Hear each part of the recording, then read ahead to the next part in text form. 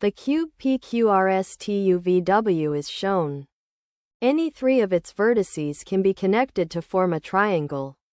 How many of these triangles are equilateral and contain P as a vertex? The choices are 0, 1, 2, 3, and 6. You can pause here and solve the problem before seeing the solution.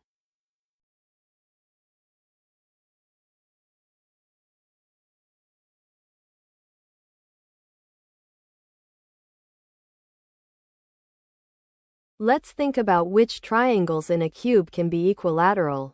An edge of the cube has some length. A face diagonal, drawn across one square face, is longer, equal to the square root of 2 times the edge.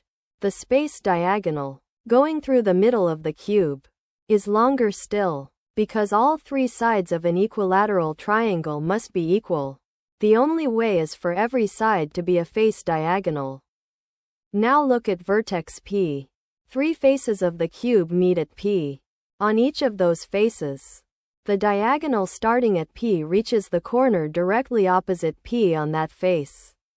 Those 3 corners are R, U, and W. Each of PR, PU, and PW is a face diagonal. Here is the key. R, U, and W are also joined to one another by face diagonals. So all 3 of those distances are equal to.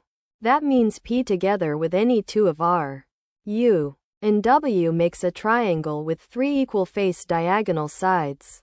So we just choose 2 of the 3 vertices. 3 choose 2 equals 3, giving 3 equilateral triangles that contain P. So there are 3 equilateral triangles that contain P. The answer is 3, which is choice D.